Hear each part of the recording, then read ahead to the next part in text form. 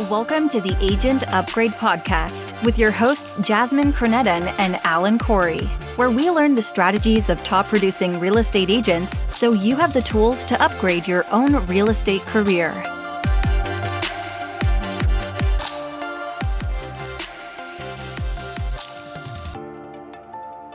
Hey guys, this is Alan Corey. Welcome to the Agent Upgrade Podcast, and I'm here with my co-host, Jasmine Cronetten.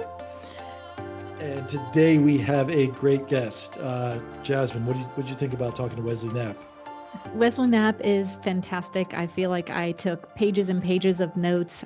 He told us a lot about how to make the hard decisions when selling homes, problem solving, eating the frog, picking up the phone to deliver bad news.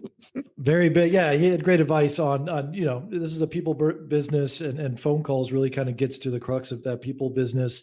Also, we talk about, being an investor and what that can do for a real estate agent's career. I thought this was just an amazing episode in terms of just knowledge. This is a great guest, and I'm already trying to mentally schedule when we can have Weslee back for episode, a second interview, because I feel like he has so much knowledge. Barely scratched the surface. Right. We love it. Great episode for sure. So let's get into it. Here we are with Weslee Knapp of Atlanta at Keller Knapp Realty. Yeah, we're here with Weslee Knapp. Weslee, can you give us an introduction of yourself, please? Yes, my name's Weslee Knapp, as you said. I own a real estate brokerage called Keller Knapp, which has about 150 agents and 4 offices in Metro Atlanta. And I still sell, and then I'm also the managing broker, or I guess principal broker of that office as well. Wow, that's awesome. Nice. And you're based in Atlanta, and as well as and every transaction I ever do, everyone talks about, oh, you work at Keller Knapp. Weslee's such a great guy. Well, thank you. That's kind. Yeah, I don't know if I've ever shared that, but I don't think I get through a closing without someone commenting on how great you are to work with. And you started as a real estate agent yourself, and have grown a great company here. What sort of I guess got you into real estate to begin with? Well, I was the nice thing about real estate is real estate is rarely a first career, and I'm just like that. I was an engineer of all things, and never been involved in sales. I went to Georgia Tech as an industrial engineer and was doing management consulting. And what got me excited about it was actually living in a community that was seeing some redevelopment and watching that redevelopment take place. And I said, gosh, that's pretty cool. I'd like to be a part of it. I didn't come from an entrepreneurial family where, it had been, handed down from generation to generation to say, hey, here's how you start a business. It was something that I, in fact, and even when I started it, I wasn't sure that I wanted to continue to do it, because I was like, man, what does this mean? I don't know. How do you get health care? How do you do all these things? So, I am truly a school of hard knocks in real estate. But as a result of that, I think I have a unique ability to help other people through those decisions, because mostly because I failed at a lot of them along the way, going through the school of hard knocks. But, that created opportunity for consulting down the line. I love it. So tell us a little bit about your first deal. Well, my first deal was I was a part-time real estate agent. The broker was a dear friend of mine's father over me, and I was working a full-time job, so I was trying to juggle all those things. And I didn't know. I bought a house myself, but I didn't know what I didn't know. And so in that, which is maybe the worst thing, is it's better to not know, to know what you don't know, as opposed to even know anything. But the good news is and the funny thing was just imagine an engineer trying to solve this problem. My client gave me all the criteria. Here's the price, here's the location, here's what I need to do. And to some degree, I mentally went through the 10 homes, let's say, on the market, and I said, this is your home. So of course I naturally went and showed him that home first of the 10 that day. Which may not be the best. You're not doing an optimization problem here. As a realtor, you're trying to take them through a process. needless to say, he actually ended up buying that home, ironically. But it took about 2 to 3 weeks after that showing for him to decide that, because we had to go see a bunch of other homes. We had to talk through it. We had to go visit the home multiple times. And then I realized that in things that made me good in math or science were not necessarily the same skill set that was going to make me good as a realtor. I like that, but I do feel like that having like an engineering background is actually really good, because I feel like as a real estate agent, I feel like you're always solving problems, right? Like you always are moving puzzle pieces around, trying to make them fit. Don't you think that kind of is part of your success, is just having that mindset? Well, it is funny. People say all the time, well, why aren't you still in engineering, or why aren't you still in management consulting, or all that stuff? And I was like, dude, I do that on a regular basis. Like that nothing's changed. Whether I'm doing calculus in an engineering class, or, trying to figure out how to, the right mortgage person for somebody to be with. But yeah, I mean, yes and no. I mean, because there's the solving of the skills, but part of that solving of the skills is also the people part of it. And, sometimes that can be even, from a personal standpoint, that makes it more gratifying. But it also makes it a lot more difficult, because buying a house is, or an investment or anything, is a very emotional process, because it's your money. It's your, people say health and wealth are your two biggest things. Well, your health is part of living in a house, and your wealth is your biggest investment of your life, which is usually your house.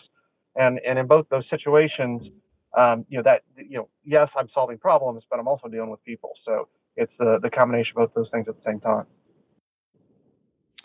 Yeah. So, yeah. And then you kind of go ahead. Sorry, Alan. Oh yeah, no, yeah. So that makes sense. Where you wear many hats as a real estate agent, and I'm curious, at what point did you know that you wanted to do this full time? Because I imagine we have agents who are also part time, and you, as owning a brokerage, you probably get a lot of new agents as well coming in saying, when do I make that leap to full time? And before I'll let you answer that question, you had a talk to me that stuck with me, and you're like, Alan, you're ready to make that switch to full time. When I was a part-time agent working at your brokerage, and that I just needed that vote of confidence really to make the next step. But how did you know that for yourself, and how do other agents kind of recognize that? Well, similar to like my hard knocks methodology to most of my career, I waited too long, and in fact, I think I told you that. And I was like, don't make the same mistake that I made, which is, I was actually making more money in my evening and weekend job of being a real estate agent than I was in my day job of management consulting, and in that, I actually probably could have been making a lot more money overall had I done that. And more importantly, a lot less stress, and probably giving a better customer service to everybody involved. So. In fact, I remember at lunch one day making 40 phone calls in a 1 hour period at lunchtime, hoping that everybody answered on the other call. Those are stressful lunches when you're moonlighting. So, but I would say, that the natural tendency is, it's a combination of, and not coming from an entrepreneurial family, and not coming from, a place of independent wealth. I had a mortgage payment and stuff like that already on my books. So, how much money do you have saved?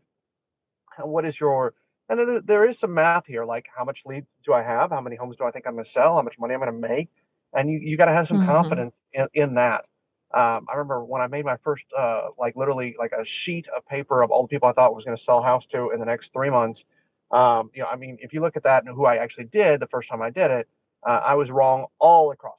And, so over time, your real estate, gut gets, I shouldn't say it this way, but gets bigger, in that regard, you kind of know. So when you kind of get to a place where, and the first step is can I sell one house per month?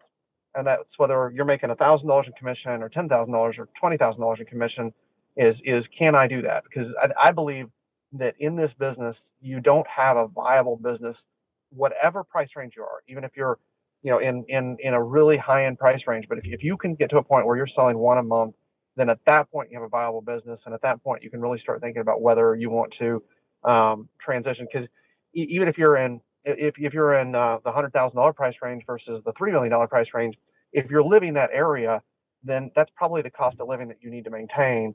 and you need to be around one a month in that area for that cost of living. So probably that's the first factor is, can I get to one a month pretty steadily, and then where do I take my career from there? But at that point, you definitely have a viable business, and if you've gotten to one a month, then you've probably waited too long to get out of your day job. Well, that's great. So it doesn't really matter of price point. It's sort of the volume is sort of your metric. Well, yeah, because what I found is that people, we have agents at Keller Knapp that do different everything from a smaller amount of money to an incredible amount of money. And what I found is that the friends that they're selling at it are at that price point, and that's kind of where they are in their lifestyle. So to some degree, there's some matching that goes along with what homes they're selling and what their own personal lifestyle is. Yeah, especially in the first year to 3 years when you're starting off, when you're dealing with the only friends and family and haven't developed a name and started leveraging that name to get outside your network. Yeah, I can see that. And this reminds me, you give me some advice, and I only remember part of the advice, but the sentiment has stuck with me. And I wonder if you recall this advice. You were helping me try to grow my career as a real estate agent, and I always look to you as my mentor and a big part of my success. And I'm paraphrasing, but hopefully you recall. It was something about Alan. You want agents, or you want clients to come to you for real estate advice. That's like the first tier, and then the second tier is advice outside of real estate, and then like the third tier of some sort was any advice. Do you recall that advice you give me? So what I call it is you start off as an agent, right? When you start off as an agent, you're very transactional. I need to get a client who wants to buy a house. I need to get a client who needs to sell a house. Either one of those are great. And in that situation, it's very transactional. Here's your price point, here's your location, here's your criteria, this is what you're going through. And eventually, you get beyond that, where you're talking about not just the transaction itself. You become somebody that those same clients go for information, and that information then goes about anything associated with the house. Like, this is a trusted expert with anything regarding the real estate industry, and that becomes you become kind of a super agent, I call that. And a super agent is, hey, listen, I need a painter, I need a plumber, I need other things other than just this transaction. And as that happens, and that's a very natural transition. If you as an agent never become a super agent, then you're missing, quite honestly, a lot of opportunity to A, get in front of your client, and B, just continue to establish that relationship if you're going to make them a client for life.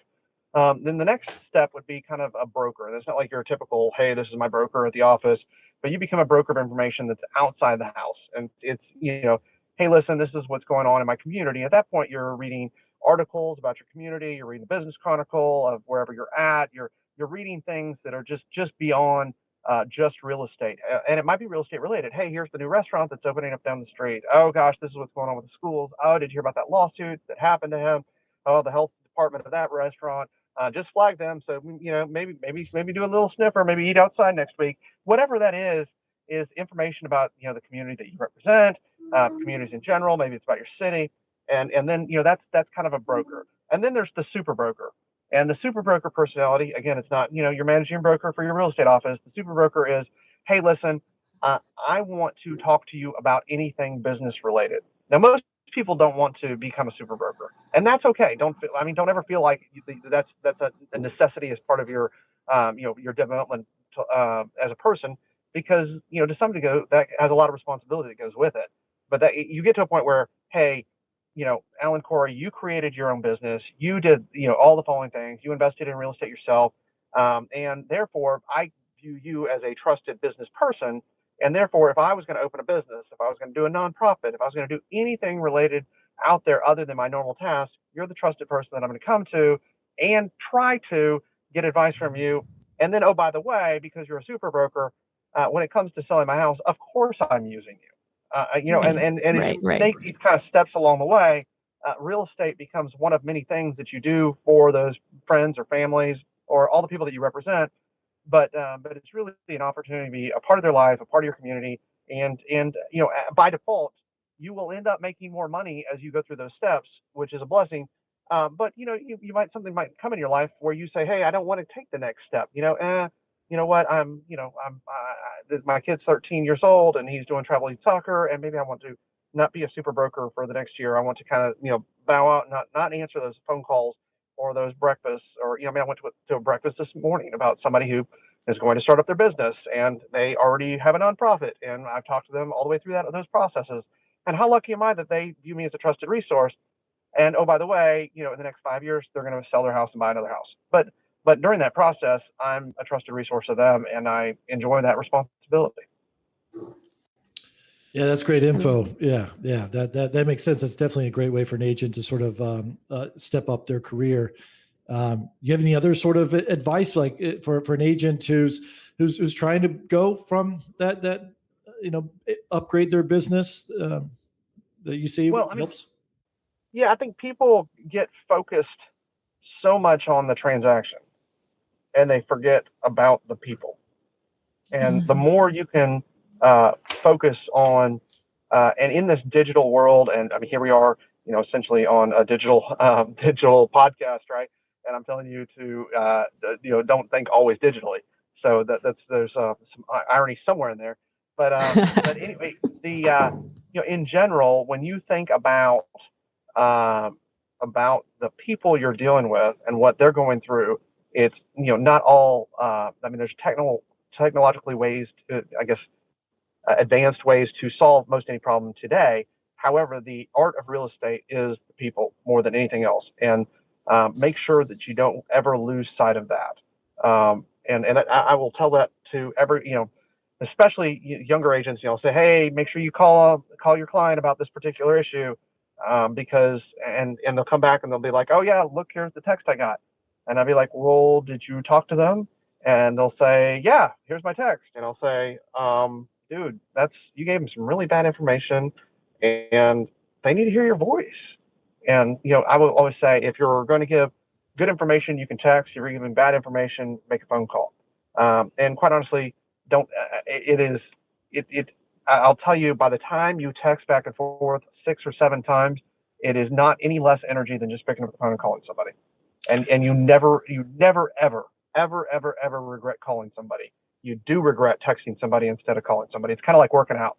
Like you never walk away from a workout and say, oh man, I'm really disappointed that I worked out this morning. You never say that, but there's many mornings you think, gosh, you know what, that alarm 3 times, that kept me from working out. Like, calling people are the same thing. And you never regret calling somebody and hearing somebody's voice. And guess what? That goes both on your side and theirs. And there's a million reasons why you can come up with why you shouldn't call somebody. Oh, I bet they're too busy. I bet they're in the middle of dinner. Oh, and all those are cop-outs. Those are you getting in the way of yourself. And we all do it. Oh, you know what? The higher they get, the more money they make, the more you can come up with a cop-out because you're nervous to call somebody. And in reality, those are the people that want to hear your voice the most because their time is valuable, and they'd rather just hear your voice and have a 2-minute phone call than have to answer 10 text messages. So I guess the thing I would say is don't get in the way of yourself and always call instead of text. I love that. I think that is definitely I never felt so older except when I hang around millennials and they're just constantly texting their clients and it's just like, call them. If you're buying a house, which is most people's most expensive transaction, who do you think they're going to ignore your phone call? Like that's the person they want to talk to. They want to get on top of this and they're going to have a million more questions. And it also builds rapport and it makes it feel less stressful because you have a human and it's not just emails back and forth or a text message. So I 100% agree with that advice. Well, for sure. And your worst, what's your worst case situation? Like play it out. Okay, the worst case situation is they don't answer your call and they text you back. That is your worst case scenario in that relationship. What's your best case situation? Well, boy, those far outweigh the worst case situation. And now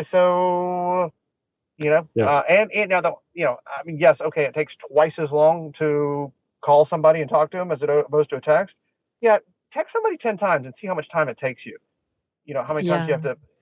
So, but yeah, I would say, that's the call text thing is and the relationship you have somebody, the more you hear or talk to them versus text. Your relationship is I bet it's 3 to 5 times better if you talk to them versus text them, as far as whether your relationship with that person is growing or decreasing. What about? I have a question around like talking to clients. So when you have bad news that you need to deliver to a client, obviously you're going to do that by phone, right? But what, like, I mean, I've been in the business for a couple decades, and, whenever I have bad news to deliver, like I dread that phone call. Like literally there's like a pit in my stomach and I'm like, oh my God, I got to do it. Okay. I'm just going to go make a cup of coffee and then I'm going to do it. Like I really have to talk myself into making that bad call. So tell me about what have you learned over, I feel like you have so many agents that you have coached up, and I know that you have probably had to deliver not so great news, hundreds of times at this point. So tell me, like, what are your hacks around, like, how do you let somebody down easy when you know that you got something not so fun to deliver? Well, I mean, first thing I would say is, just because I've done it a million times and have done it for a long time, no different than you, Jasmine, don't ever assume that I don't have all those same emotions and I don't go through all the same rigmarole of thought that somebody coming out of the gate has. I think people come to me and they say, "Oh, well, you've done this a bunch of times. I bet you don't deal with this or think about through that." I'm saying, absolutely. I mean, I don't want to deliver bad news just like the next person. On the flip side of that, what I have learned is coping mechanisms into that, which is speed. And somebody taught me this a long time ago. If you're going to lay somebody off, lay them off quickly and succinctly. The faster, because if you delay it, this business is a lot about energy, and the longer you delay it, the more energy you've expended. So the shorter you get to it. So, I made a cup of coffee. Oh, I got to use the restroom. Oh, you know what? Let me go check out my email. Oh, let me answer these other texts that are positive before I do this. But during that period of time, what's nagging at you the entire time you're doing that is, oh my God, I got to tell this person and I'm dreading it. So therefore, and the longer you dread it, is all you're doing is expending energy. And, that energy, you only have so much of that per day. I have a little bit more than average, I think. But as a result of that, the more you're expending energy in a negative way by not doing that is just one, the sooner you give negative information, the sooner you're blessing other people with positive energy and positive information. So I would say that, to me, whatever it is, the longer something, whatever it is, nagging at you and you don't deal with it, the more, I guess, the more wasted time you're doing, because even your positive conversations aren't as positive. So you try to handle stuff head on, fast, so that you can go bless as many people in that day that you possibly can with good and great consulting and positive energy throughout the rest of your day. I think that's great. That's a way to think about it for sure. To piggyback off that a little bit more, I feel like realtors are problem solvers, and the faster you share that bad news, the faster you can start working on a solution, kind of thing. So that's the way I think about it. Say, hey, I just got this. I wanted to share it quickly. These are options, and we're still trying to figure out the options, but maybe you guys could, maybe you, my client, can also think of some options, but I didn't want to keep this from you. And then it's the same mindset kind of trick that Wesley's talking about, I think, where it's, it affects other clients if you've got this in the back of your mind. But this specific client who has the bad news, they want, we can start working on the solution as long as I can share it and say, hey, how do you feel about this option? How do you feel about that option? Can we do X? Can we do Y? And just keep the deal moving forward if we can, or deliver it and move on to the next house or whatever the situation is. I think that's brilliant, Alan. And I always had on my, I had somebody put this, like, every time you have some negative something, is that monkey on your back, and you can only carry, I don't care how strong or heavy you are, you can only carry so many monkeys on your back at one time. So once you release a monkey off your back, then either A, you're moving more swift, or B, I like that image of literally carrying monkeys on your back, because you can only take so many of those at one time, otherwise you're going to fall over. So but every time you release one, you're more swift and able to run or walk faster along the way. Yeah, and there's a great book out there on this concept called "Eat the Frog." I don't know if you've heard that phrase or the book, but same sort of concept. It's like whatever's on your to-do list, there's one thing that's the frog. Swallow that big frog that you don't want to do. Do that first, and you're going to be way more productive for the rest of the day. Because otherwise, you're just sort of going through slow motion until you do eventually eat the frog, or things like that. So yeah. I agree. Yeah.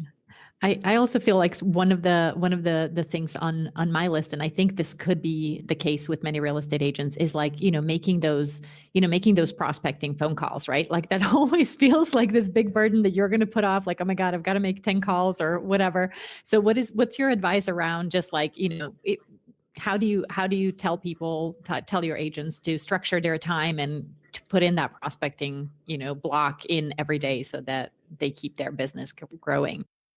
Well, and I mean, some people, it's weird.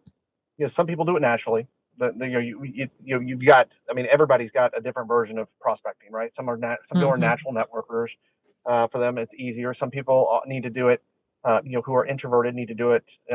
Well, as I say that, you should always make your phone calls. I mean, some people need to, create their newsletter, or some people need to, send out regular monthly emails, or some people are, it's usually about touches, whether that be electronic or verbal or telephone or lunch or coffee or whatever you can do. But at the end of the day, the more time you touch people, the more likely it is that they're going to use you with regard to real estate. So given that, how do you block, or, whether it is, block time, or do whatever it is that makes you successful? The answer is probably dependent to the person. From a personal standpoint, I'm a natural networker, so it's I do it without thinking about it, so that's easy. But a lot of my agents aren't. So in advising people, I really have to understand their personality as to what, and usually it comes down to what is it that keeps them from doing it, and you have to attack that. So is it, hey, listen, I just don't like doing it at all? Well, then you probably need a call block, and here you need to do it from 10 to noon every day. Or B, I feel weird about doing this. So, all right, well, what do you not feel weird doing? Well, I don't feel weird having coffee with people. Well, then you need to call people and invite them to coffee. Whatever it is that keeps you from doing it, then address that symptom and find out something to get around that, so that you don't, because otherwise you're in a do loop. And Yeah. that do loop is I don't like doing this, therefore I'm not doing it. And that's a great way to end a career.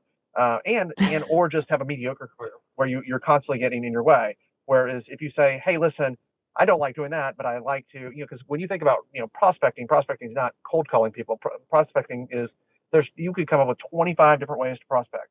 And guess what? If you pick 5 and you do them somewhat regularly, you can be very successful in this business. So, I get people all the time that say, hey, you know what? I don't have a website, and that's not why I'm successful. I was like, okay, well, you've been an agent for 20 years. What did you do to do this for 20 years? Is it your what? Like, you didn't have a website 20 years ago. I know you didn't. So what has changed? Or, hey, Weslee, the reason why I'm not successful is because I don't have a good marketing plan. And they're, okay, what is that? What does that really mean? Well, it's because I don't have a newsletter. Okay, well, there's a lot of ways you can get a newsletter. You can go buy something. You can pay somebody. What is it? But is that really the crux of it? Well, how did you get your business? Well, I'm actually an extrovert who usually gets my business from parties. Oh, well, we're in the middle of a pandemic, so give yourself some grace. You're probably not going to parties right now. So what can you do that allows you to be social during a pandemic to get clients? Okay, well, here's about, like for me, what I've done is go on walks with people. And guess what? I try to go on a walk with a client or a friend or an agent that's on our team at least once every day. And at the very end, at least I've walked 2.5 miles and made a connection with somebody that I haven't in a while. So but at the end of the That's day, you got to wonderful. find your natural personality and make sure your prospecting matches your personality, because exactly that. If you're the kind of person who is, dreads making phone calls, well, then you probably don't need to be calling expired listings every day, because that's going to be a way to a very short career and a miserable career at that. Or if you're going to do it that way, then at least give yourself a timeline that I'm going to do this for the next 6 months, and then after that, I'm going to look for another opportunity to develop a different way.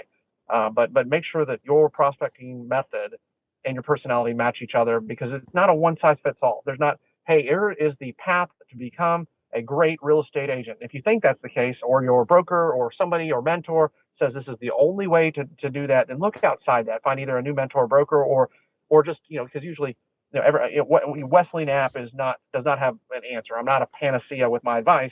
But but if you take 5 Weslee Knapps, well, you probably get some good advice from 5 Weslee Knapps. And guess what? All this became successful a different way, but it is not a one size fits all. Because my story, wouldn't be good for somebody in a different situation. No, I So think that's worth. I've taken lots of notes, so I'm learning a lot here. This is great. I think the takeaway is everyone's like, what's the blueprint to be a great agent? And there's 100 different blueprints, and maybe you do step 1, 2, 3 off this blueprint, and step 10, 12, and 17 off that blueprint. You really have to figure out what works for you, what makes sense. And like you said, some are introverts, some are extroverts, some are natural networkers, some aren't. Some live and die by their website or their newsletter or their cold calling, and that works for them. But I'm not ever going to do some of those things. But I think I'm happily do other things that other people are like, I won't do that. And you just kind of find your rhythm after a while. You find your success rate, and also, if you're beginning and you're trying things out, you have to try these things. Like, how are you going to know you're not good at cold calling until you do some cold calling? How do you know you're not good at a newsletter until you do a newsletter? Like, and it's okay to try some things out until you kind of find what you enjoy, what has your success rate and your sphere of influence, and really sort of own it and push it from there. That was great. To your point, when I talk to people, they'll be like, well, what is the way to do this? Is there a book I can read? And don't get me wrong, when I was in my 20s, I asked the same questions about different career paths. Like, surely I can read a book and figure this out. The academic approach to success, and not that you shouldn't do that. That makes sense. But guess what? Some of those, here's this person's approach. Great, it worked for that person, but that doesn't mean it's for you. And some of those things of here's how I became successful in whatever field it is. I mean, I would read a book and I'd be like, oh my God, I think I would rather throw up than do that. Like that level of where I was in relationship to doing that. Right. And when you say that out loud, you're kind of like, okay, that's the perspective. I would rather throw up than do that. Well, and then if you do it anyway, guess what? You're probably not. If you would rather throw up than do that, then you're probably not going to be very successful at doing it, because you're not going to go in there with the excitement and energy and all that stuff. So. This is sort of off sort of topic, but I just thought of this. You're a real estate investor and a real estate agent, and you straddle those worlds, as do I, and that I think that's why we connected, initially a bit on that subject. Do you feel like real estate agents or become better agents by being investors themselves, or is that something you would recommend, or is not for everyone sort of bucket? Well, yeah, I mean, certainly there's some risk tolerance there, right? But because you're being risky by being entrepreneurial in your own business, and then additionally risk associated with investing. So, some of that just is a natural personality thing with regard to tolerance. But there always is something when you're driving down the road and you say, "Hey, I own or rent or managed or did something in real estate associated with the area that you're showing property." So by default, your clients, there's some street cred with that just goes along with it. Secondly, though. If you're dealing with, I don't know, what percentage, some of the listeners are going to be about, advising people with investments themselves.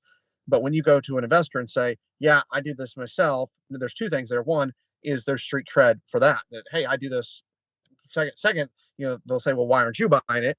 A lot of times, and you'll say, well, I don't have money to do that on this many projects. Two, I make a living selling houses, or selling property, or selling commercial buildings, or whatever it is that you make money doing. I'd rather make money than own. This is the outside the investment world is probably for a lot of us is more of your internal 401k.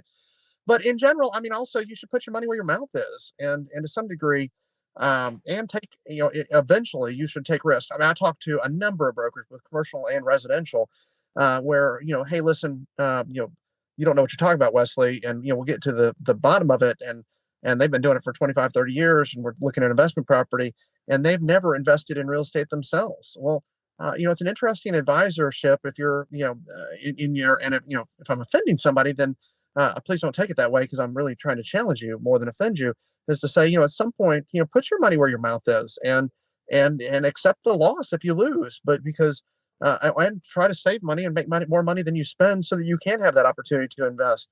Or really into a deal with an investor that exists out there as part of an investment, so that you can find a way to invest, even if you don't take the whole deal down. Maybe you take part of a deal down, and say, hey, let me be a partner with you, but a minority partner, or find a way into a deal somehow so that eventually, because it's really easy. It's really easy to give advice in a spreadsheet or advice on a tax records. It's harder to give advice when it's your own money.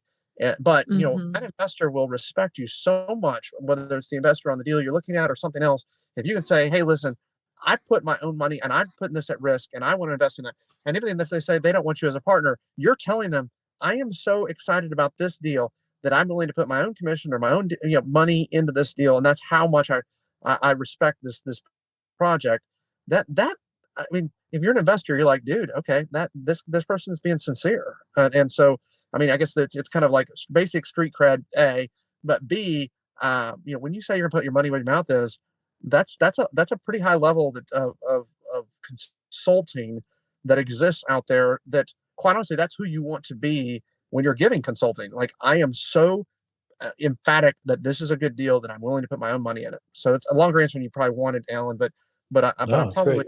I'm pretty I mean, no different than I'm willing to put my money in my mouth on a deal. I'm also emphatic about telling people that, hey, don't be afraid and take the consequence. Because, the real estate only sucks when you have to sell on a certain day, Hmm. as a general rule. And people get emotional along the way. There's 2 days that, well, I mean, if you're having a cash flow, it's expensive along the way, but usually it's not going to, drive you nuts. But the 2 days, like, so let's say I bought this, I thought I was going to make $1,000 a month, and I'm only making 900. Okay, well, you're coming up with the extra $100 a month. That's not that big of a deal in the scheme of your life, probably. But Yeah.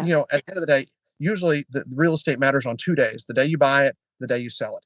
Everything in between is energy and drama. And I do the same thing. I've got all my investments in an Excel spreadsheet. I figure it all out and try to figure out where I'm at and all that stuff.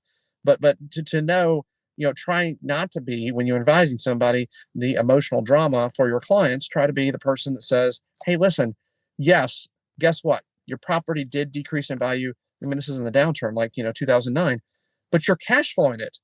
Why do you want to sell it if you're cash flowing it? Yes, you can make a Right now. commitment. Yeah. Yeah. Yeah, Exactly. give it a minute. Let it cash flow. Let it pay down the debt. Let's sell it in 3 years when the market comes back, and you're going to make a lot more money. And as a trusted advisor, guess what? You're going to end up making a lot more commission in 3 years, a lot.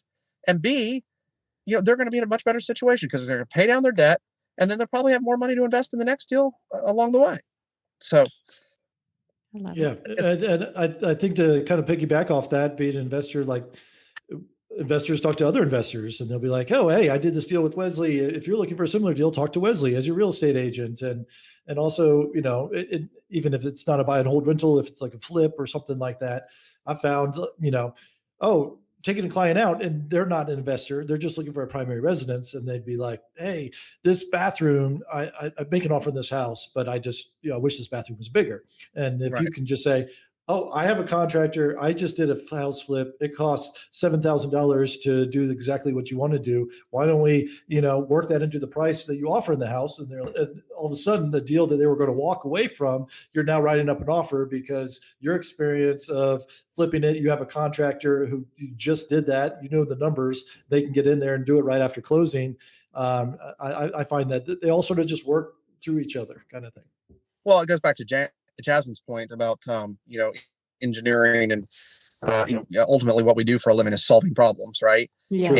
And when you say you've solved it before, there's some street cred in the fact that it can be solved. To your point, you probably say, hey, listen, I'll just take you to my house, or I'll take you to this investment and show them exactly, here's the before, here's the after, and oh, look what happened in between. And guess what? The world didn't come to an end, and we solved the problem. And yes, there was a cost overrun, but it was $1,000, not 10,000. And and we dealt with it when it happened. And yes, it was emotional, but we monetized it and put it into the deal, and here's where we ended up. But to your point, and I think it was a good point, Alan, is ultimately in this business, success breeds success.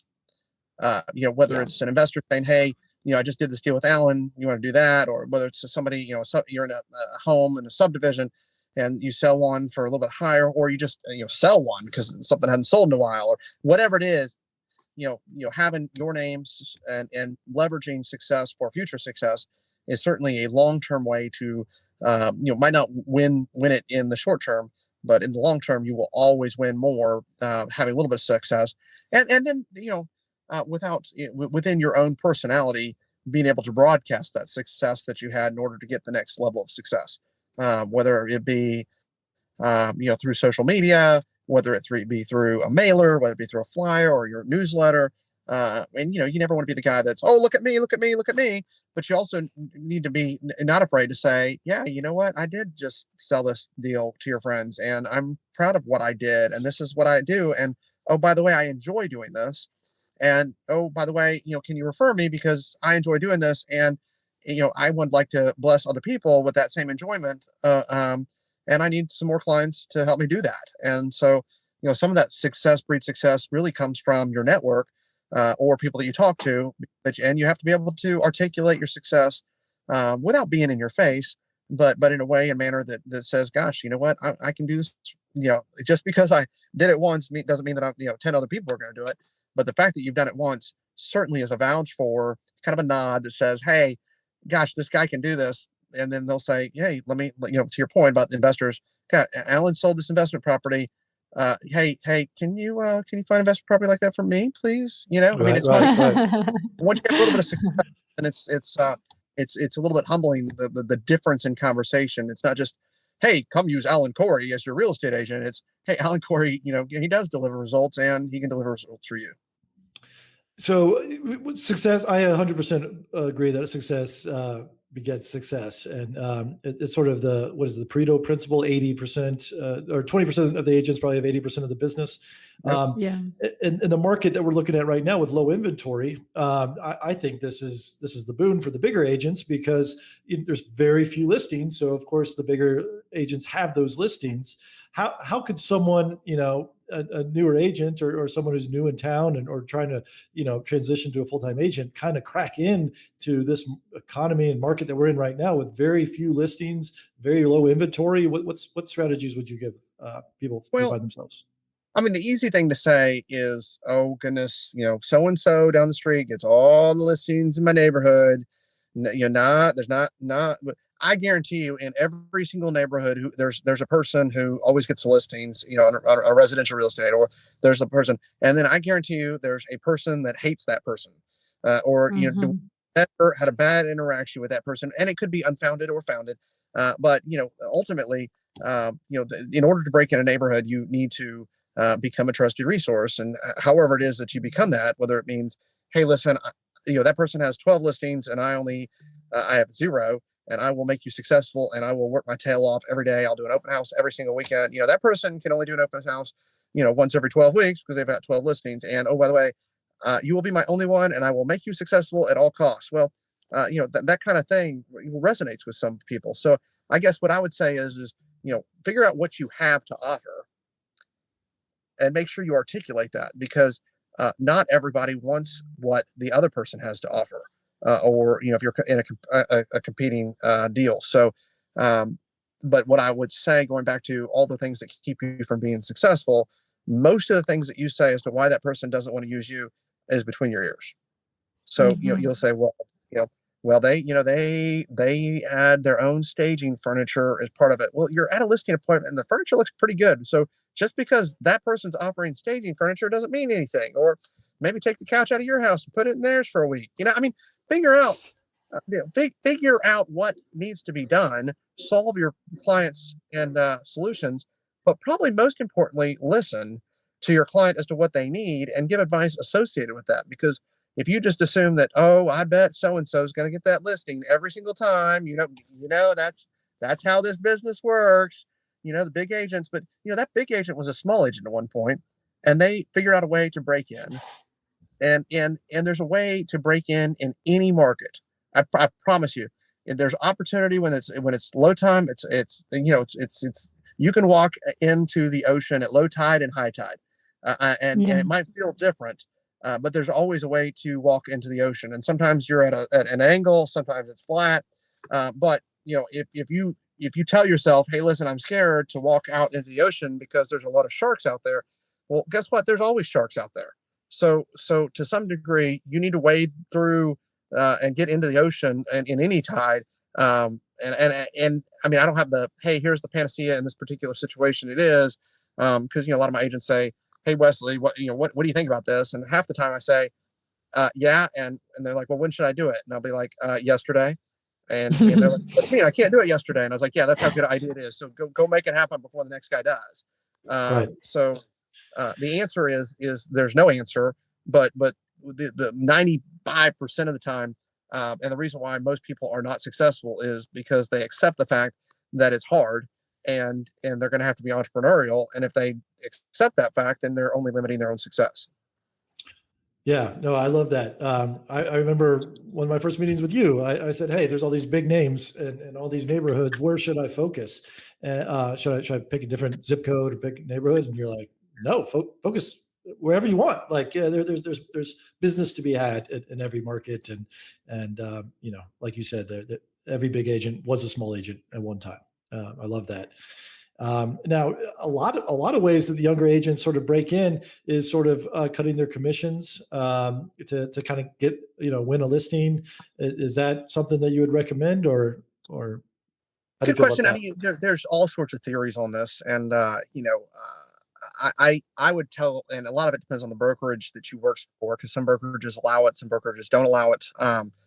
But what I would say is, day one, you may not be worth, a full boat. The weird thing about real estate is that it's if you're in accounting or law or any type of consulting, usually start at a certain dollar per hour, and over time it goes up. And if you're a partner in a law firm, it's a premium. If you're a senior partner, it's different. But if you're an associate, you're charging this. In real estate, it's roughly X percent in every transaction, whether you're a senior partner or you're an entry level. Now, granted, you probably your time is of more value in the fact that you can probably do it in a more expeditious fashion, both for that person and also for yourself. But in general, your advice probably is worth more as you get more experience and get more in tune with the market, wherever that is. But given that, in a certain situation, right now in a competitive listing situation, you're seeing commissions get pushed down a little bit right now, just because there's so few listings that people are doing that. Can I say that I've never done that? No, I do it too. But on the flip side of it, should you make that a regular practice throughout your career? Probably not. Should you look into it to get yourself jump started? Absolutely. And if you're working for a brokerage that doesn't allow it, you probably want to, think about the fact of just what is your worth. If it's your very first transaction and it's your very first listing, and you're listing, $1 million house, and you're getting paid 3% on that, to some degree, if it's family and friends and they're giving you an opportunity, that's one thing. But if you're going outside that, then you might not be worth that on a dollar per hour at that point in time. I think that, yeah, fair point. Yeah. I think one of the questions that I would want to hear your commentary on is just, what do you have any advice for those buyers agents that are working with like the first time home buyers? And I think with the inventory shortages right now, it seems like, there is 20 offers, 50 offers, more offers on a house than ever before. Like, do you have like a short little thing that you can end on with what your thoughts are on how to help those first time home buyers get into homes and make their offers better? Well, I think the first thing as a buyer's agent is you have to figure out what's important to the seller. So, what that doesn't mean is so in this market, the biggest thing that I would recommend for a buyer's agent is to ask, that means you have to call, not text, not email. Call the listing agent, and then the listing agent has to actually accept your call and not text or email. And the conversation should go something to the effect of is, hey, listen, what's the most important thing for the seller? And then the seller's, hopefully going to say, hey, really, it's close date. They want to pivot off that. Or B, it's really just the fact that we close because they are trying to buy another house the same day. And if we don't do that, or next 2 weeks from now, then you say, okay, well, let me shorten the due diligence. Or 3, it's price, because this is, they're retiring after this and moving to Florida, and they need as much money for this as possible. This is pretty much their retirement. And then you tell your client, hey, listen, we need to make the most aggressive price we have. Or, now, you need to go back to your client and say, hey, does that fit within what your goals are? But if you don't ask to find out what the seller's goals are, then you are just assuming. And we all know when you assume, your likelihood of failure is much higher. So I would always encourage somebody to try to get as much information out of the listing agent, because they'll be able to. I see it all the time where, yes, I get 20 offers on my listing, and 3 people ask me what's important to the seller. And guess what? Typically, those offers are more tailored to the needs of my seller, and everybody else just assumes. I love Very that. good. Very good. Yeah. I'm definitely guilty of that. You got to make a reminder to call and say, when you say what's good for the seller, it's not necessarily always top value or top price. It could be the closing date, the number of due diligence, things like along those lines that make up an offer. And it might, Yeah. I mean, you never even know. It might be that, you guys never even show up in this house again because, I'm taking care of my ailing mother, and I just don't want anybody to come in my house anymore. And so can you do it without a due diligence?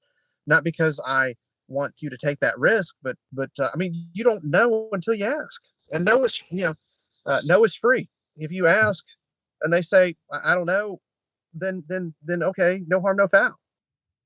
And Do then you also feel like they did? Go ahead. Sorry. No, go ahead, Jasmine. Do you feel that it inherently makes your buyer less appealing to a seller when they see, they're only putting 3% down or 5% down? Does that automatically make it go down to the bottom of the list, or is there anything that buyer's agent can do for their 3% down FHA, deal? Well, yeah. So then go back. So then the seller then says, "Hey, listen, the biggest thing is sureness of close." Right. So what are sureness of close? Then it's okay. What percentage down is the buyer putting down? What is, the shortest due diligence and financing contingency? And how do you decrease the due diligence? And is it an open-ended due diligence, or I can just ask for certain repairs? But how do you limit that associated with that? And then how many of those risks are your client willing to take? I get the call all the time, and Jasmine, you'd love this. Or one of our agents will call and they'll say, "Well, how can we be compete in this? What if I just said my financing is 14 days instead of 17 or 21?" And I'll say, "Well, have you called the lender to say if they can deliver in that much time?" No. My finishing thought is that people overreact to what happens in a 3 or 6 month time frame in the market, and what is happening right now will be different in 6 months or a year, guaranteed. And the really amazing agent constantly adapts, be an entrepreneur. And if you want to be, back to that agent, super agent, broker, super broker, and give advice, then you can see everything beyond. Because yes, just because we have low inventory or just because we have something, don't change the way you completely do business. Modify it, but at the end of the way, come up with a way of doing business that works for any economy in any situation, and then adapt to what happens in that 3 or 6 month period. Because I guarantee you, what's working for you today, you'll change just slightly along the way. But who you are as a person and who you are as an agent and how you define yourself, that'll work as a career. Weslee, that's awesome. This entire interview has just been knowledge bomb after knowledge bomb, and this is why I like having you in my life, because I feel like you always have the right answer and the right advice. So thank you for joining us today on Agent Upgrade. If you have any parting words or agents who might want to join a brokerage, Keller Knapp, I'd highly recommend. What's the best way people can get in touch with you? Well, always by phone, of course. I've got it would not be, it would, it's only appropriate if I tell you by phone, right? At this point. But yes, but I will say, don't let, the bumps in the road get you down. Cause this is, starting any business is hard. And real estate, is, I would say real estate is a low barrier to entry and a high barrier to success. It's the opposite of a doctor. The doctor is a high barrier to entry and a lower barrier to success. Not that it's easy to become a doctor. I don't mean that in any disrespect to doctors, but in general, I'm part, and if I seem to probably harp on this, so many people get out of this business because they don't start off with the same right mindset, and they don't start off with good habits, and you'll work really hard to create good habits along the way, and you'll find yourself, it's kind of like back to Malcolm Gladwell's, 10,000 hours. If you look, if you see people who develop a program that works well for them, and then adapt to that 3 to 6 month period. It doesn't matter the economy, it doesn't matter the situation. They'll have a successful career for a long time in this business, and do understand this is a great business. This is the fact that somebody entrusts you to help them with their biggest investment. It should not ever fall on deaf ears. It is fun. It is exciting. I don't care if I'm selling a $10,000 property or a $3 million property. I enjoy it. Somebody asked me this morning, they said, why do you still sell? And the answer is, and I looked at him, I said, because I enjoy it. And he's really, you like showing people houses? I said, absolutely. He's like, well, what do you like about it? I said, because I get to walk them through this process and I enjoy that. And I look at that as an opportunity and an experience. And I don't take that lightly.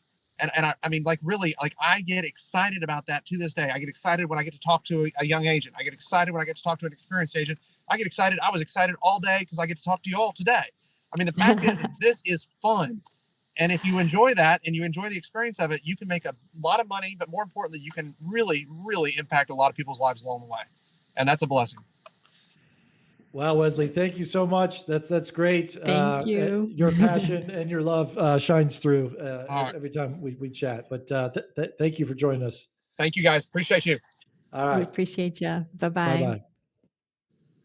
So that was an amazing episode. I hope you guys enjoyed it. If you guys want to get in touch with us, we are always available at agentupgradepodcast.com. And I am Jasmine Cornetton with Waterstone Mortgage. And yes, I'm Alan Corey from thehouseofac.com. Thank you for tuning in to Agent Upgrade, and we'll see you next time. Thank you for listening to the Agent Upgrade podcast. If you are an agent looking for a new mortgage lender, start with Jasmine at jasmineteam.com. If you want to learn about real estate investing and working with investors, check in with Alan at thehouseofac.com. See you next time on Agent Upgrade.